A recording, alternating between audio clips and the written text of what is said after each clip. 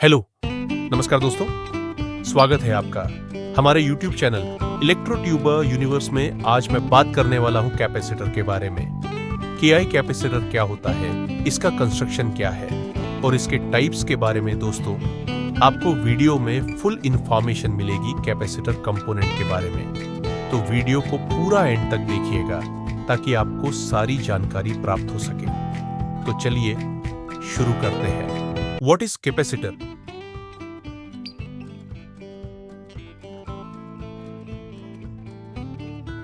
संधारित्र एक विद्युत घटक है जिसका उपयोग विद्युत परिपथ में विद्युत आवेश को संचित करने के लिए किया जाता है।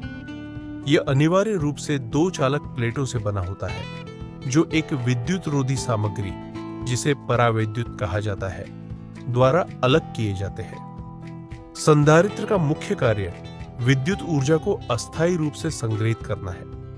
जब संधारित्र को विद्युत स्रोत से जोड़ा जाता है तो आवेश इसकी प्लेटों पर जमा हो जाता है। यह संचित आवेश एक विद्युत क्षेत्र बनाता है जो ऊर्जा को संग्रहित करता है। जब स्रोत हटा दिया जाता है तो संधारित्र इस संग्रहित ऊर्जा को परिपथ में वापस छोड़ सकता है। संधारित्र का उपयोग विभिन्न इलेक्ट्रॉनिक उपकरणों और परिपथों में कई उद्देश्यों के लिए किया जाता है, जिनमें शामिल है ऊर्जा भंडारण, कुछ समय के लिए ऊर्जा को संग्रहित करना और आवश्यकता अनुसार उसे जारी करना। फिल्टरिंग, अवांछित आवृत्ति घटकों को विद्युत संकेतों से हटाना। युग्मन, कपलिंग, एक परिपथ के एक भाग से दूसरे भाग में AC संकेतों को पारित करना जबकि DC घटकों को अवरुद्ध करना।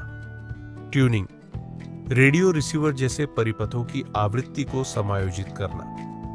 शक्ति कारक सुधार, AC विद्युत प्रणालियों में दक्षता में सुधार करना। संक्षेप में, संधारित्र एक महत्वपूर्ण इलेक्ट्रॉनिक घटक है जो विद्युत आवेश और ऊर्जा को संग्रहित करता है और विभिन्न इलेक्ट्रॉनिक कार्यों को करने में मदद करता है।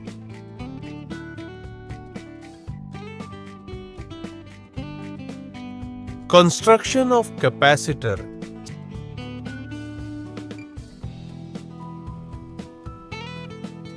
संधारित्र कैपेसिटर की संरचना बहुत सरल होती है। यह मुख्य रूप से निम्नलिखित घटकों से मिलकर बना होता है। कंडक्टिव प्लेट्स, चालक प्लेटें। ये आमतौर पर धातु जैसे एल्यूमीनियम की दो पतली सतहें होती है। ये प्लेटें विद्युत आवेश को संचित करने का कार्य करती हैं। ये प्लेटें एक दूसरे के समानांतर रखी जाती हैं। इलेक्ट्रोलिटिक मटेरियल या परावैद्युत पदार्थ, यह एक ऐसा पदार्थ होता है जो विद्युत का संचालन नहीं करता है, जैसे कागज, अभ्रक, सिरेमिक, प्लास्टिक या हवा। इस पदार्थ को दोनों चालक प्लेटों के बीच रखा जाता है ताकि वे सीधे संपर्क में न आए। परावैद्युत पदार्थ संधारित्र की आवेश धारण करने की क्षमता, धारिता को भी प्रभावित करता है। टर्मिनल, ये चालक प्लेटों से जुड़े हुए दो बाह्य संपर्क बिंदु होते हैं जिनकी मदद से संधारित्र को विद्युत परिपथ में जोड़ा जाता है। संक्षेप में, संधारित्र की संरचना दो चालक प्लेटों और उनके बीच रखे गए एक विद्युत रोधी पदार्थ से मिलकर बनती है। Types of capacitor.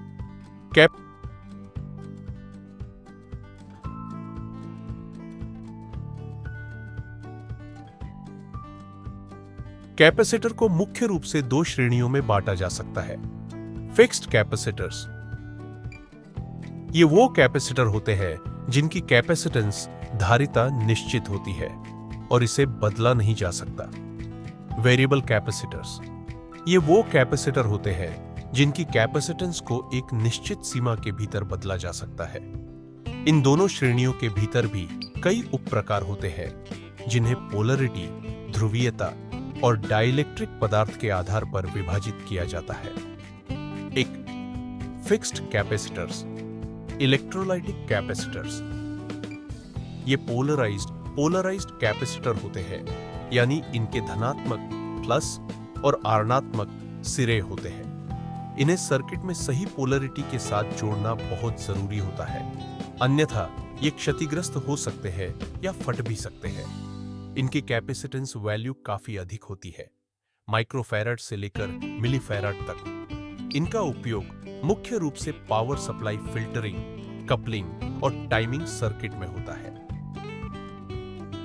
Types: aluminium electrolytic capacitors, tantalum electrolytic capacitors.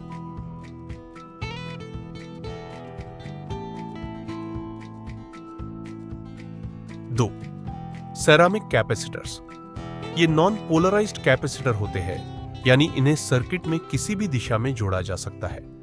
इनकी कैपेसिटेंस वैल्यू आमतौर पर कम होती है, पिकोफैराड से लेकर कुछ माइक्रोफैराड तक। ये किफायती और विश्वसनीय होते हैं। इनका उपयोग उच्च आवृत्ति वाले सर्किट, रेडियो, ऑडियो उपकरण और डीसी बाईपास या डिकपलिंग में होता है।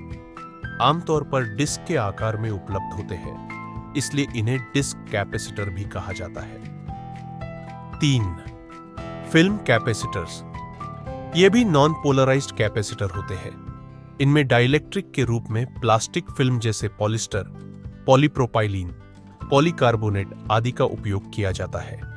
ये उच्च आवृत्ति और उच्च वोल्टेज अनुप्रयोगों के लिए उपयुक्त होते हैं। इनकी स्थिरता अच्छी होती है और ये तापमान परिवर्तन के प्रति कम संवेदनशील होते हैं। इनका उपयोग टाइमिंग सर्किट, ऑसिलेटर और ऑडियो उपकरणों में होता है। 4. Mica capacitors. ये नॉन पोलराइज्ड कैपेसिटर होते हैं। इनमें डाइलेक्ट्रिक के रूप में माइका अभ्रक का उपयोग होता है।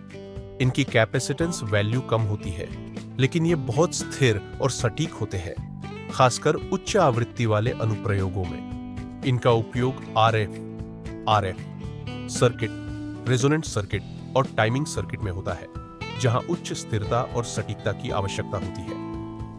5वां पेपर कैपेसिटर्स। ये भी नॉन पोलराइज्ड होते हैं। इनमें डाइलेक्ट्रिक के रूप में तेल या मोम से उपचारित पेपर का उपयोग होता है। ये पुराने प्रकार के कैपेसिटर है और अब इनका उपयोग कम होता है। मुख्यतः उच्च वोल्टेज और उच्च करंट वाले डीसी अनुप्रयोगों में उपयोग किए जाते थे। 6. सुपर कैपेसिटर्स या यूल्ट्रा कैपेसिटर्स। इन्हें इलेक्ट्रिकल डबल लेयर कैपेसिटर्स, ईडीएलसी भी कहा जाता है। इनकी कैपेसिटेंस वैल्यू बहुत अधिक होती है, जो फैराड में मापी जाती है, जो पारंपरिक कैपेसिटर की तुलना में कई गुना अधिक होती है। ये बैटरी की तुलना में तेजी से चार्ज और डिस्चार्ज हो सकते हैं, लेकिन उनकी ऊर्जा घनत्व कम होता है। इनका उपयोग ऊर्जा भंडारण, पावर बैकअप और त्वरित ऊर्जा प्रदान करने वाले अनुप्रयोगों में होता है, जैसे इलेक्ट्रिक वाहन, फ्लैशलाइट आदि।